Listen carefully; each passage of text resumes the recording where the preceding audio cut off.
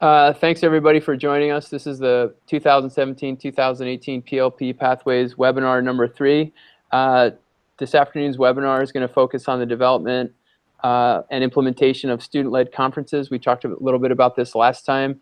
We're going to review the student-family partnership, as Lindsay Hallman calls it. And then we're also going to take our conversation into continued communications with families, and how folks are doing with their curriculum and personalization. And then there has been a request from some of our PLP Pathways professional development participants to talk about the gathering of evidence. Hopefully, we may have John Craig on this afternoon as well, and then we'll move forward from there. But I'd first like to thank the Tarrant Institute and the Middle Grades Collaborative for supporting this work, and I'd like to have our contributors introduce themselves.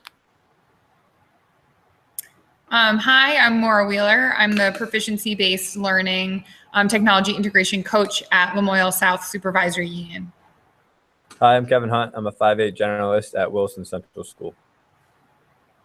And I'm Lindsay Hallman. I'm an educator at Essex Middle School. All right. Again, welcome, and thank you very much to everybody for taking time out of your day to participate. So the first, I want to take us back a little bit. In our last conversation, we were talking about student-led conferences.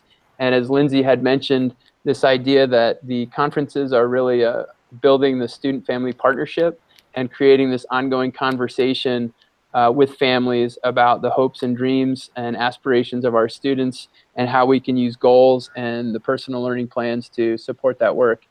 And that webinar took place before my own student-led conferences.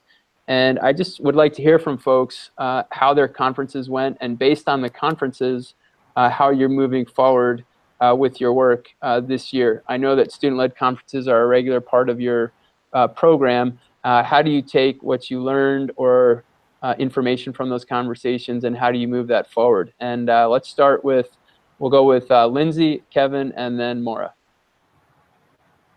Well, so I had my conferences before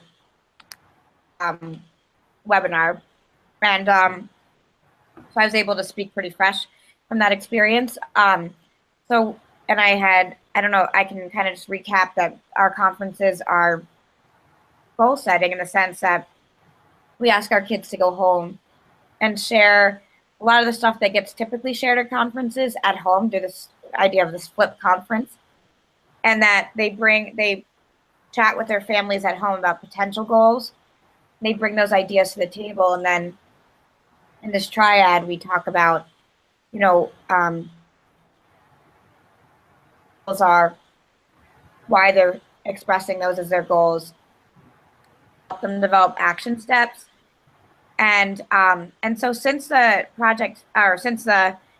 goal setting conferences, it's really helpful because I know now what each of my, very specific things that each of my learners are focusing on.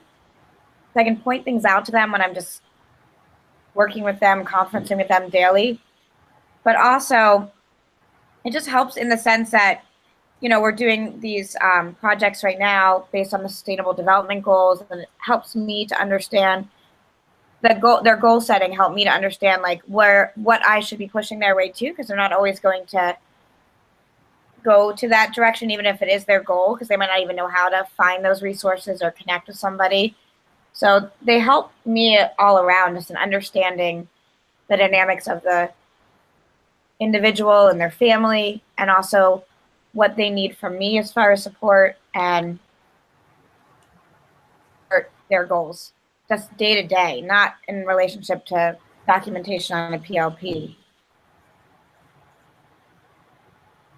So for Swift House, we typically do our goal setting conferences pretty early in the school year, like Lindsay does. We front load and send home a summer mailing to our returning students, our 6th through 8th graders, and our new students in 5th grade. And for our new students, for the Hopes and Dreams Conference, we have kind of lay out our PLP structure and go over the 5 different goal areas that they'll have, which are each of the 5 transferable skills areas. Have them note their strengths and challenges, and that starts our discussions with their PLP team, which is their parents or whoever they have coming in. representing them with them, their teachers, if we bring a guidance counselor in as well. And then we just kind of look through their strengths and challenges around those different areas and come up with goals. And then actually starting after break is when we're going to start our first round of student-led trimester conferences. So throughout the trimester, they've been gathering evidences, which I know we're going to talk about later. And we just have them finish their bigger trimester reflections, which they can either write about or do an audio recording of. And we typically, and we're trying to find different ways. And Lindsay, I'd love to talk to you about a split conference idea, because our conferences take about 45 minutes. And for some families, it's, when they come in, it's the first time they're seeing the PLP, which is just, that's life. That's how it works. But we're thinking about how can we streamline it better so we can maybe have like families come in like 20 minutes early, sit in our Kiva space, kind of review the PLP. And then when they have the time with us, it's more 20 minutes looking at it holistically. And instead of saying, here's my evidence 1, 2, 3, 4 for this goal, now let's talk about the goal. Here's my evidence 1, 2, 3, 4, because that's where it takes the time, is going over each piece of evidence, but which is good for the parents to see. Like, I'm seeing it every day. But I figured, thinking about a split conference, like if they can do that work with their parents ahead of time, and then when it gets to our level, we just kind of have more of a holistic conversation. We're just exploring those options, but it is really powerful, especially by the end of the school year, to see like our 5th graders kind of taking control of their conferences. We're sitting there facilitating, just prompting them with questions, but by the time they're in 8th grade, like I can sit back and they're like, here's my goal, here where my evidence is, I need to change this, I want to keep it, and just really hearing them advocate for themselves, like it gives you that feeling like, yeah, they're ready for that next transition, that next step, and they understand who they are as people and as learners, which is nice. I wanted to jump into about the idea of the flipped conference, because I think one of the things when people are thinking about starting student-led conferences, if they don't have them, the worry is parents are going to feel like, why did I have to go to the school to talk to my kid about X, Y, and Z? And so by having part of it happen at home, it might actually create higher engagement for families. Lindsay, have you noticed that? Did you ever do a conference without it being flipped, and have you had an increase in engagement since flipping? Yeah, I mean, we flipped our conferences a number of years ago, and I mean, I have 70 families this year, and I would say percent of them, and we're working with the other 10%, 90% of them came, and which is huge. I mean, we were still conferencing into the beginning of this week. And I think we call them goal setting conferences, and honestly, as a parent, there's nothing more than I want to hear is what my child's goals are and how I can support them. I am not that curious about specifics around how, that helps guide the conversation into how are they doing. Because, traditionally parents want to know academically how their kids are doing and socially, but their goals are always spot on, and it gets right into those conversations, and then they're articulating it, and it seems so silly to have a conference without this. We don't do that.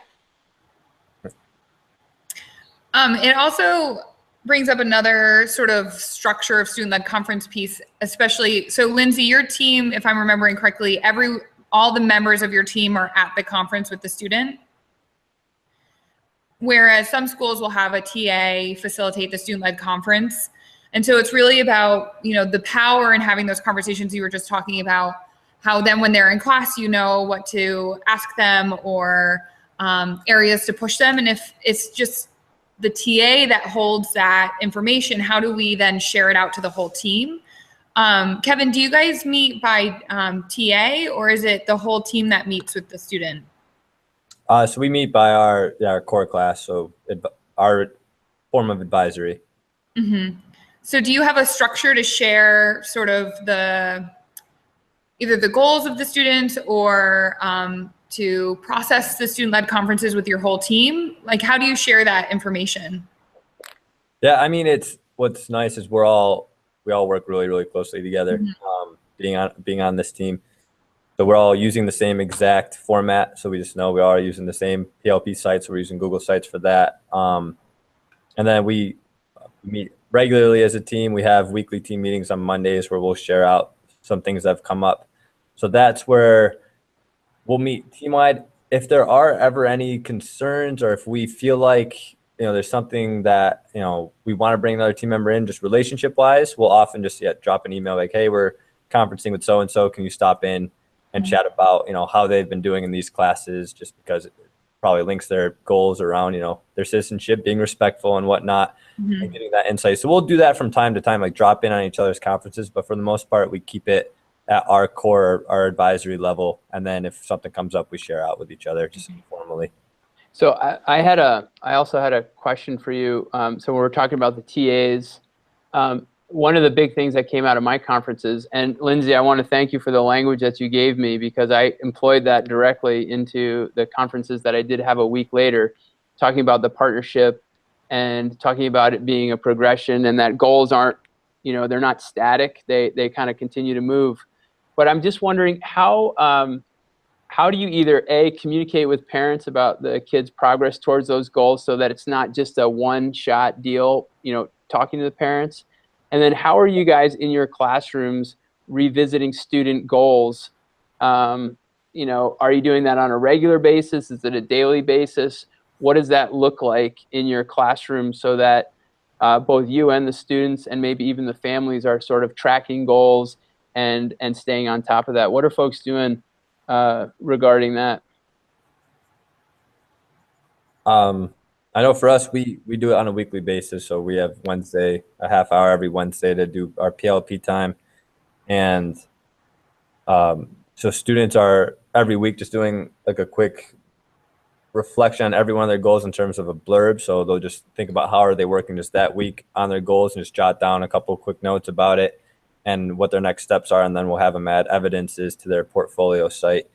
What we started to do last year that, I would say 50% worked for us. We had these Friday sheets where students go around every Friday and get signed off by their various academic teachers, or signed off, or we give them a circle if they owe us work, and then they bring it home on the weekend. It gets signed by their parents, and they bring it back Monday, so we can just make sure we have that home to school communication about how their workflow is going. We added a piece to the bottom of that before that said, review your child's goals on their portfolio. So it was the expectation that when the students went home on the weekend, they would take a look at their goals and their goal reflections for that week, which used to be way back when we used to have it on their Friday sheets and have them handwrite each one. Since we went to the online e-portfolio, we haven't been doing that. Hey, Kevin, I just had a quick question for you. Yeah. When, we've had a lot of teachers asking me like nuts and bolts. So when you say that you're having the kids reflect a little bit of a blurb on each goal, what does that actually look like? Do you have a Google Doc, or are they blogging? Yeah, so this year is the first year I'm doing something slightly different than my team members. On their Google sites, so one of the non-negotiables that they have for a tab is they have a goal reflections tab. This year I wanted to use a Google form. In the past we've used documents. So what I did is I made a Google form, and then I sent it out to the students to make copies of it. And on the Google form, I wrote down the 5 different goal categories. So communication, problem solving, right down through citizenship and self-direction. And then I asked the students to write down their goals in each of those. And we made them just questions. So you have a paragraph answer. So when they go on their sites every week, they go on their live site, and on that page, since the form's embedded, they can just really quickly jot down their answers, click submit. And then what's nice this year is it's all populated into a Google Sheet, which is really nicely organized, with the date and everything. So I had them embed their sheet underneath the form on their site as well, so they can see their form where they're filling it out, their sheet from all their weeks of responses. So some kids actually use that for evidence, where they'll copy and paste all the things they've written over the past month and a half and kind of look at that, synthesize and analyze that information, say, yeah, wow, I had a goal around not blurting out in class, and here were some of my weekly reflections I wrote on it. It looks like I really started off, not doing too great, but now toward the end, I've done a much better job. So that's how I use a Google form for that, and they just know Wednesdays they come in, the first thing they do is just quickly submit their responses to, just jotting down what they've done with the goals. My colleagues still use Google Doc, where we, create a Google document ahead of time with a table that has a space for each of their goals on the table throughout the whole trimester, and then they fill in there. Okay, that's excellent advice. I appreciate that. So I want to welcome John Craig. I'm going to let him introduce himself, and John's going to give us some perspective from the administrative point of view. And John, we've just kind of been talking about last month. We talked about our parent conferences, and we just kind of been wrapping those up and talking about how we're taking the information from the parent conferences and moving forward. And just so you know, John, I've had a couple technical issues, so if I fritz out, more is gonna take over for me. But John, if you could introduce yourself, and then we have a couple questions for you. We'd really enjoy hearing your answers to that. Go ahead. Great, sounds good. So I'm John Craig. I'm the associate principal at Hazen Union in Hardwick, Vermont. This is my 4th year there. The last few years, I've had a real heavy focus working with our middle level and transforming a few things there. And that's, my efforts has really stretched out into the whole school this year as well in terms of the personalization component. So yeah, year 4, long-time listener of the chat, second-time caller, and glad to be here. All right. Well, thank you very much for joining us. And I don't know, do you know all our contributors? If you don't, yes. Okay, good.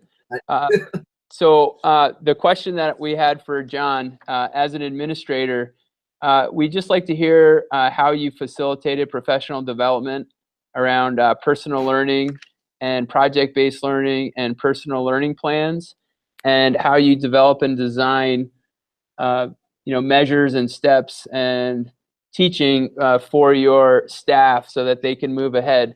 And maybe before you get to that question, just summarize where you are as a school in terms of personal learning. Cool. So the last 6 months have been a pretty wild couple months in terms of our work around personalization. Around last January, our teachers got to a spot where they recognized they wanted to do something different in terms of specifically personalization. I had one teacher, Arnie Hagman. He's an 8th grade science teacher with us, and he'd been pressing me for a number of years about doing something similar to Linden Institute's J-term, and I kept putting him off, saying, "Arnie, you gotta wait. We got too many irons in the fire right now. This sounds like it lines up with what we're doing, but it's just too much right now." Especially to kind of bring everybody else on board with a pretty significant initiative. So he'd been pressing me about that for a while. And last January, having a conversation with a number of our high school teachers who were facilitating some independent learning projects and some work-based learning internships and apprenticeships, they were having growing frustrations that they felt as though the kids didn't have the skills and practice yet in terms of being self-directed in their learning and able to kind of facilitate that type of independence. So, as a leadership team and talking with our teachers, we're thinking, what can we do, especially at the younger grades, in order to start exposing them to some more opportunities in project-based learning, and with a real focus on transferable skills, which we've been doing in different ways, especially at the middle level, but nothing to the point where we felt as though we were getting the momentum that we wanted. So that being said, with those two things happening, in January, we started planning for our J-term. And what we did in the middle level, we ended our traditional classes 3 weeks before school ended. And we had some pretty high interest seminars that had a focus on personalization and project-based learning and ties with the community. So all of our teachers taught 2 seminars, and all of the students, they took 3 seminars, and one of which they're asked to do a deep dive, and they had time built into their day to kind of explore a topic in greater depth. examples of some of the seminars that we ran. We had a CPR and first aid class in which kids got they got CPR certified. They visited the local rescue squad, and we had I taught a mountain bike course, Zen of the Art of Mountain Biking, and we went for rides, obviously, but we also built a trail with a local trail builder behind our school, and did a lot of work on mountain bike maintenance. We had some advanced math classes. We had a small engine repair class, a soap making class that made soap.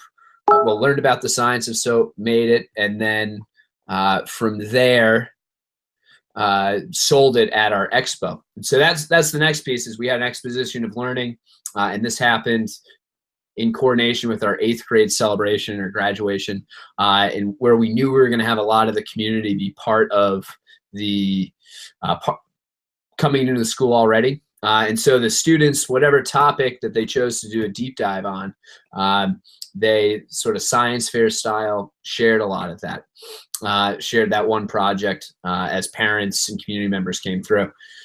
So you can imagine, we've all been in schools in early, mid-June, not necessarily the most productive time for our students or our teachers. And it was something really incredible to see in terms of how engaged everybody was.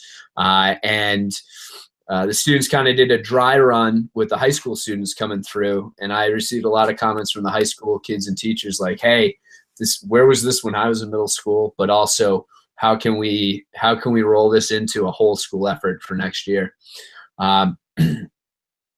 So kind of stemming from a spot where we were at, where we're like, we need to create more opportunities for individualized learning and personalization. Took a huge gamble and risk with this J-term experiment, and it was a great success. And so we're in the process this year of starting to plan for a whole school effort come next June. So those are kind of like the two big things happening right now for us around this work. So John, I have a ton of questions about that. That sounds like amazing work. But I guess one question that I have is, how did the teacher and student experience in that J-term, how has that translated into regular class teaching, planning, student learning? How do you see that becoming, like, sort of bleeding into the rest of your school environment and culture? And more specifically, how are you tying what you experienced to the regular standards-based classes, and what are you thinking in that term? Yeah, great question, Don. So the biggest piece in terms of the impact in our traditional classrooms and what's happening there is sort of twofold. One is our teachers and our students really saw the value of having an authentic audience, and that expo of learning at the very end of this experience was huge. And that piece for the kids, knowing that they're going to be showing off their work to not just their teachers, but their parents, their friends' parents, community members. Everybody in the building saw sort of the energy that was going into this work really heightened. The other piece that's been really, from my seat as a school administrator, has been the connection with the community. And so I'd say almost every week since August, I've been meeting, or I've had requests to meet with a variety of different organizations and businesses throughout the community, looking to get involved in different ways, whether it's to set something up come May and June for J-term, or if it's something to help support and connect with our work-based learning program. So those two pieces have been the biggest. Kind of at a different grain size, the work around transferable skills and how we assess them, it has become much more of a significant component in everybody's classes, specifically with the middle level. And really thinking critically about what can we be doing in our classes now that will help set up our kids to be successful with this individualized project-based learning focus come the end of the school year, which in turn is setting them up for later years in high school where they're going to be all in with internships, apprenticeships, work-based learning opportunities. So those have been sort of the biggest pieces, within that I've seen within the last 3 months. Do other folks have questions for John? Well, I can keep going then. So one of them is, how are you connecting this J term and the transferable skills and maybe the assessment of transferable skills? How are you connecting that to PLPs? And what does the PLP process look like at your school? And are you connecting your process at the middle level with what the high school is doing? We're trying. And it's we've been using this metaphor, since Act 77 first started in terms of building the ship as we're sailing.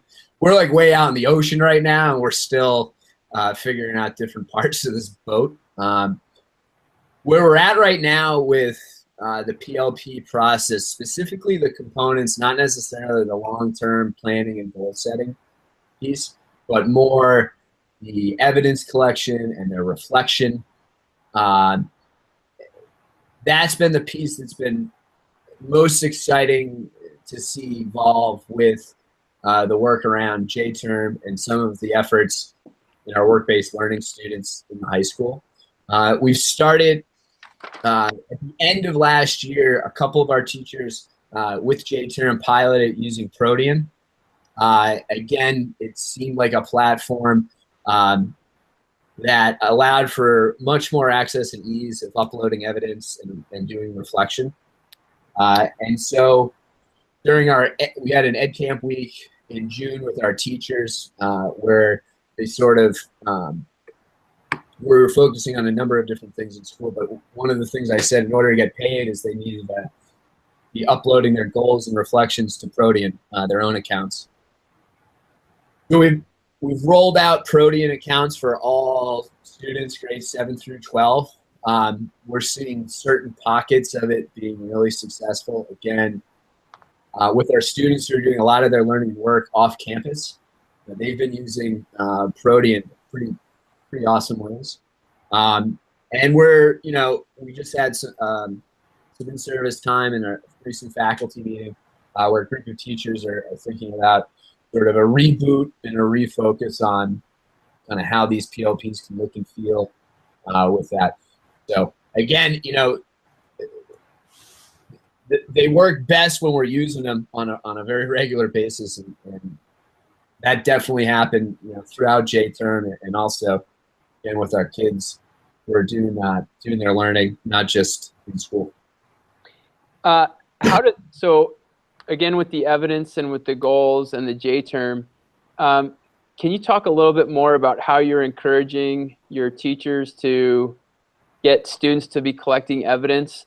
And then I guess also, what are the foundations of your PLPs?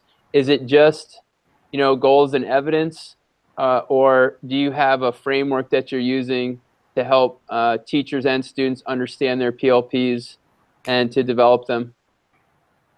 I'd say the focus right now, kind of from last spring into this part of the year, has been on reflection and connecting student work to our graduation proficiencies and to transferable skills. That being said, we're not there yet, and we still have some work to do. I was having a conversation with our director of guidance yesterday in thinking about sort of a balance between this work happening at the classroom and student-teacher level, along with sort of a guidance and administrative level, and thinking about sort of where some of those pieces lie and mapping that out. I think we started off pretty heavy at the beginning of this process, being administrative and coming out of the guidance department. That shifted all the way to the other side and coming from like putting all the onus on the classroom teachers and the students. And now we're in the process of the pendulum swinging, hopefully to a spot in the middle where there's some school-wide expectations coming from my chair, but there's also sort of the evidence and reflection piece coming at the classroom and student level.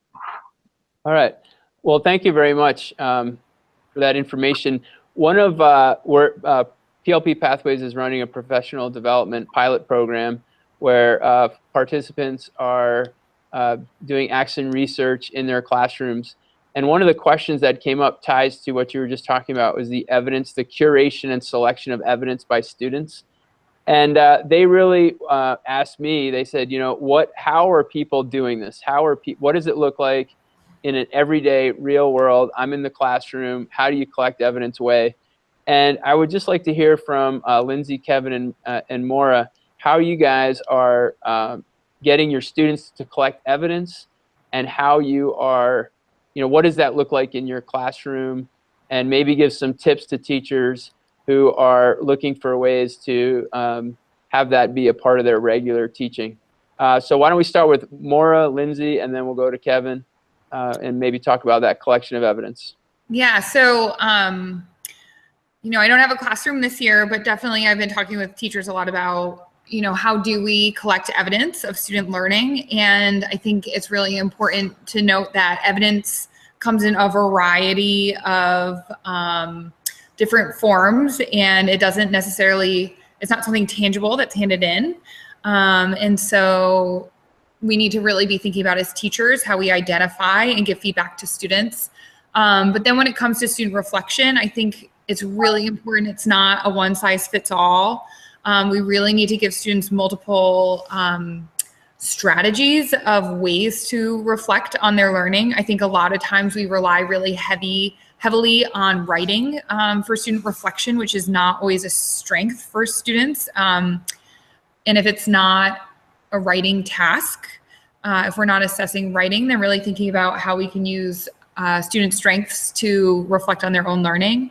And the other key piece is just having it be part of the process of learning. It's part of what you do every day in your classroom. You establish routines. As a professional, you're showing the students that you're also reflecting on your practice and making changes, which might look like you asking your students feedback or noticing, you know, mentioning to them, I noticed this, and so in my reflection, I decided that we're gonna go this route or something like that, because I think students need examples of what being reflective looks like, because it's such a personal process that we really need to provide models for them.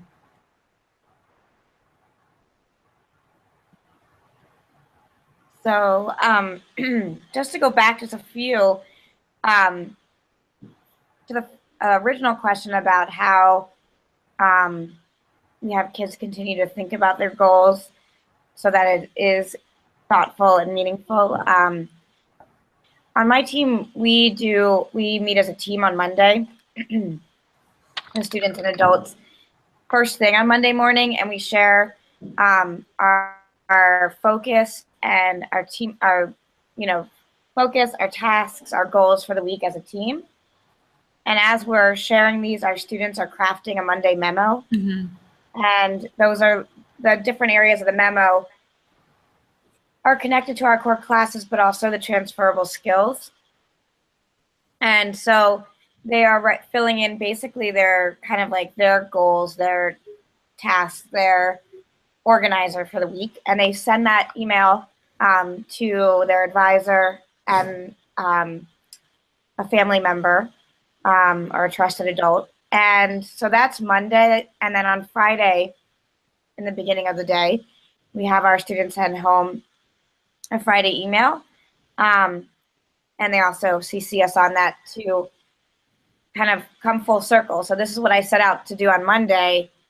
What have I done successfully? What do I need support with?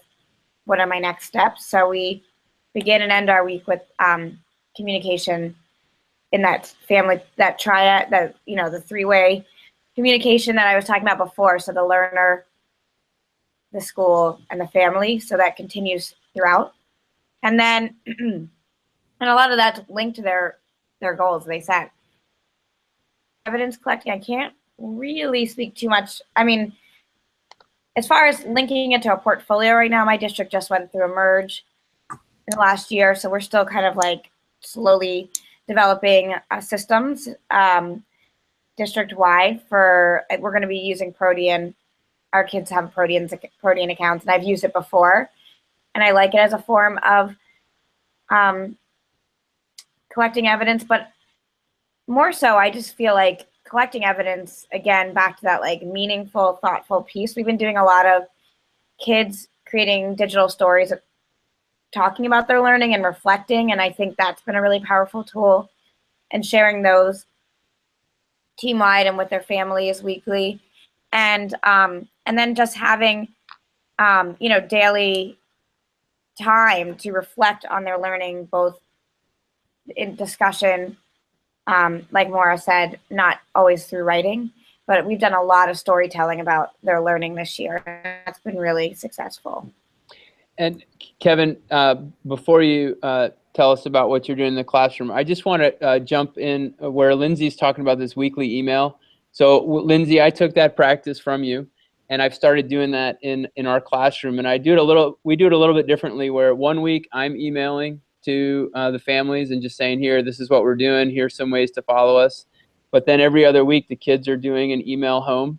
And I just want to say how powerful that's been, and how, you know, to me, that is a source of reflection, and also kids can have evidence of their achievements. And I just really think that that's been a very powerful way of having kids reflect and think about their evidence and think about their learning. I really love the idea that you're presenting now about these digital stories. I think that too is really dynamic. And I just think that folks need to, you know, when I think about evidence, there's teacher-directed evidence collecting, and then there's student-directed, right? Mm-hmm. And eventually, what we do is we want kids to be doing it independently on their own. But I think for 7th and 8th graders in my classroom, one of the things that we're doing is, okay, this is something that should be on your PLP, because a kid might not recognize that as a strength. Oh, this is a photograph. This is a video of something I did outside of school or inside of school. And just helping kids realize, you know, what's good, what represents my learning. And so I really advocate for teachers to think about, okay, what's the student-directed part? What's the teacher-directed part? And how do I move from the teacher direction to, as John was talking about in the J term, to have full-on student independence where they can do that, you know, and they can pick modes of the evidence as well. Lindsay, and then Kevin. Can I just say one quick thing? So with that said, we respond to all of our Friday reflections, just kind of to complete that circle. Mm-hmm. And I always I'm taking pictures and documenting videos, and so I just add a couple pictures of their child doing something really interesting or just engaged, because I think that's really nice for parents to see a picture or a video of their kids doing something, and so I think that's really helpful too for kids to realize, oh yeah, that's evidence as well. Like Lindsay shared this picture with me, and that's me doing, you know, whatever. So we'll put on like little links, or it's a nice way to just kind of full circle connect, because kids don't always think that that might be evidence. And I just, you know, a great way to do the stories is like, have you seen the Snapchat stories where we've done these little hikes around town, and I'll have a kid, we have a team Snapchat account, and they'll do a little story, and then we'll put the story up on the overhead, and then they'll be able to reflect on this little story using social media in a somewhat productive way. So that's another example of evidence. And it's important to remember too, to help guide the students, you know, when they're using the different modes and modalities. Kevin, what about you in the collection of evidence? Yeah, I mean, I just definitely want to echo things that both Maura and Lindsay said. I'm definitely the idea of keeping it as a process and having it be a regular part of what you're doing in the class keeps it from feeling like extra work, and just makes it, you know, hopefully the students will start seeing the value in it that way too. And I love one thing we stress, as Maura was saying, you know, that idea that evidence comes in all forms. And you know, we're always stressing to students, like, don't just think about when you're collecting evidence, you know, within the walls of the school or the classroom. Like, think outside, think of what you're doing on the sports fields, or what you're doing in an instrument, what you're doing baking, or just doing any sort of activity outside of school, because there's so many things that they're doing, you know, link up to these transferable skills and the goals that they're creating. For us, I'm glad you mentioned, Don, too, about keeping it student-led. We're definitely hands-off with students' evidences. We rely heavily on our mentors. So we have 7th and 8th graders mentor our new 5th graders. So during that time, the 7th and 8th graders will sit with the 5th graders, and we leave it to them. I post an assignment on Google Classroom that says, you know, do your goal reflections and add at least 2 new pieces of evidence to your PLP, just to make sure it's not all, you know, backloaded to the end of the trimester. I want to make sure they're getting stuff documented throughout their entire trimester. So that's all I put. I don't put specifically what to put on. It's up to them to look at their goals and think about, all right, here's my goal. Like, I can use, you know, new vocabulary in different contexts, and think back to what they've done in other classes, or, you know, maybe they're at the dinner table and they were talking to mom and dad and used some language that we use in our theater unit, and document those things. And as Maura was saying too, no, it's not just in writing. We're always, I tell them, I'm like, when I'm looking at your PLP, I get more excited to see those pictures, Google presentations embedded, videos, you know, hearing clips of you versus just seeing like a reflection writing. Not to say that that's not rich in itself, but it's okay to have that variety, and we look for that variety. So yeah, we just keep that on a weekly basis. If our kids are stuck, again, it just goes to prompting, like, well, what's the goal mean to you? You know, think about what you've been doing in and outside of school and have that conversation. The mentor-mentee piece, honestly, has just been great in terms of that's like our first level of defense, because our 7th and 8th graders have a really good handle on that, and they'll be prompting those questions saying, oh, well, we just did this. I know you were just doing this unit over here. Like, you can use this piece for evidence. And the big thing that helps us is whenever they put in a piece of evidence, we do ask that they just jot down, and not even like formal, just be bulleted, or just, you know, it doesn't have to be a complete sentence, just noting how that evidence connects back to their goal, just to constantly get them thinking about, okay, yep, here's a math quiz, but how does that math quiz connect back to the goal? So it constantly keeps them thinking about what's the connection between my evidences and my goals. And then, yeah, by the end, they've compiled at least 20 to 30 pieces of evidence for their whole PLP. We ask for at least 4 per goal, just to show an, you know, pretty good measure of the kind of progress they're making, and really helps them have something. So if they want to advocate for themselves to change the goal, that they have hard evidence there to show their growth. All right. I mean, that's exactly, I think, what this participant is going to need to hear, is all the different viewpoints on evidence. John, we invited you here largely because you have an administrative viewpoint, and we're about winding down here. But what if you could suggest or offer a resource that you think it would be very helpful for teachers who are looking to, you know, put personalization in place in the classroom, or like a key strategy that's a foundation for personal learning. Do you have any recommendations for that? Or alternatively, when you walk into a classroom, how do you know that there's personal learning sort of happening? What are the indicators? Sure. I mean, this probably goes without saying with this crowd, but our partnership with Tarrant has been, with the constraints on my day, none of this work could have happened without that partnership. And what our work with Susan Hennessy in particular has done is connected us with a number of other schools and resources from around the state. And one of the things that is really important for my teachers to hear, especially the ones who may be struggling with taking this leap, is to know that this work is being done all over the state, and teachers are trying out all sorts of exciting things in different ways. And so, you know, J-term in a lot of ways is just an extended formalized version of a Genius Hour, or a negotiated learning like was happening at Edge Academy. So, you know, we're not reinventing the wheel a lot of this stuff. And I've said this before around Act 77, why I don't think it's going anywhere, is this work around proficiency-based learning and personalization. It's just a lot of best practice combined underneath, you know, one roof. So that being said, you know, when I walk into a classroom, the the thing I'm always most in tune to, and that I'm typically nowadays always looking for, is, are all the kids doing the same thing? Or is every kid doing something slightly different, but with very similar outcomes and goals? And I think when I see that really core of differentiation happening, combined with personalization, and those are the most exciting classrooms that I'm standing in. And they're the ones that I want to go back in and watch and observe and talk with the kids about what they're doing and learning. So, you know, that's, for me, that's when I know it's happening. And I think some of the key indicators when it's happening in true form is also there's some type of authentic audience connected with the final piece, whether it's kids uploading something in their PLP, they know that somebody other than their teachers are going to read it, to, hey, there's going to be an expo of my learning at the end of this unit. And the other thing is when there's some type of connection to the community.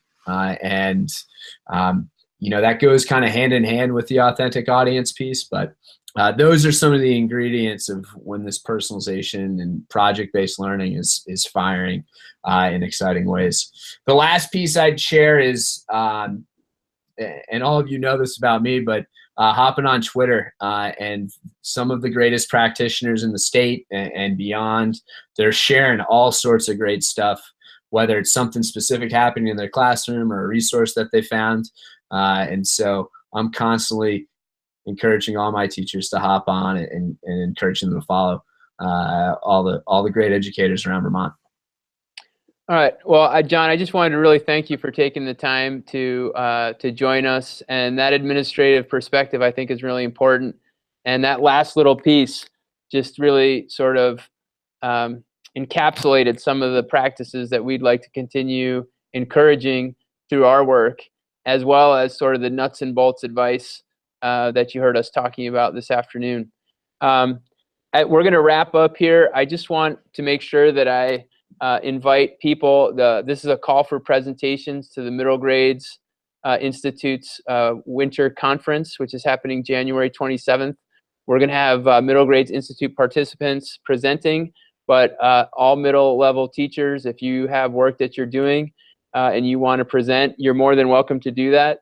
And you can visit the Middle Grades Collaborative website for more information on that. It's a great event to sort of recharge and connect what you did in the summer with our ongoing professional development work. And I know that there's some other really dynamic professional development opportunities happening both in late December and in early January. Do folks have any specific ones they want to mention in addition to the Middle Grades Conference? Anybody? I can jump in. Oh, sorry. Go ahead, Mark. So for people who are in various stages of proficiency-based learning and trying to apply it within their classrooms, Bill Rich is putting on a workshop around designing learning scales specifically. So if you're in that stage where you're trying to really figure out how to write learning scales for your classroom, that's a great opportunity. And then also, I believe it's in December, Rick Wormelli, I'm not sure what way it goes, but is giving a 2-day workshop in Burlington about proficiency-based learning, standards-based learning, but proficiency-based learning for our context. And so if you're in the beginning stages or you're still not sure, those would be 2 really great conferences to attend. Kevin? Yeah, I was actually going to bring up the Rick Wormeley conference. I've heard him speak before. I'm going to go to this one. It's November 30th and December 1st, and he is the guru for proficiency-based learning. So if you're able to get to it, I would definitely recommend that one. Okay. One more. Yep, go ahead. December 13th at the Flynn is the Engaging Active Learners Conference, and if you're thinking about ways to integrate the arts with 3 pillars of Act 77, this is a great conference as well. And I would go ahead. I echo all those. Wormelli's also a great follow on Twitter, so follow him. Bill Rich is great guy to pick his brain, especially around learning scales and how the brain works. I also got to put a plug in case I don't have an opportunity to, but Dynamic Landscapes in May. Obviously, many of you will hopefully be presenting at it, but we'll also be putting a call out for the student keynote speakers again. And so keep your eyes peeled for within the next few weeks, I'll be putting out the form for entries. So like last year, we'll be looking for 4 student keynote speakers, which was, for those of you there last year, it was pretty awesome, and we're going to keep that rolling. Well, also, if you have any of your students who want to share what they're doing in a workshop session setting, there's also an opportunity for students to present the great things they're doing in their class around innovation, project-based learning at Dynamic Landscape. So. And I'm hopeful that if everybody can maybe send me links to those events, that we can get them out on the PLP Pathways Twitter. And I know that I saw Lindsay was involved in the last VT Ed chat, which was great. I think that was it the last one or one before that, which was really good. I just want to put a plug in. I believe on December 2nd at UVM, there's a K-12 Maker Fair. Yes. And I went to the Maker Fair this year at Shelburne Farms, which was in September. And those are just really fantastic events. There's a lot of really interesting learning that you can incorporate into the classroom. And again, if you Google UVM Maker Fair, I believe that's December 2nd, and that's K-12. There's a lot of educators there, so that's an excellent opportunity. If you have kids or you want to recommend it to students, that's a good one. Any final thoughts, questions, comments? Okay, well, I just really appreciate, again, John Craig for visiting us. I think you can follow him on Twitter at oldmancraig, is that not right? And for the rest of you, I hope you guys, thank you very much for your contributions. Thanks again to the Middle Grades Collaborative and the Tarrant Institute. And I hope you guys have a wonderful, relaxing Thanksgiving holiday and take some time off, rest and relax, and we'll see you soon. Thanks, everybody. Thanks, Don. Bye. Bye. Thanks, Don. Bye.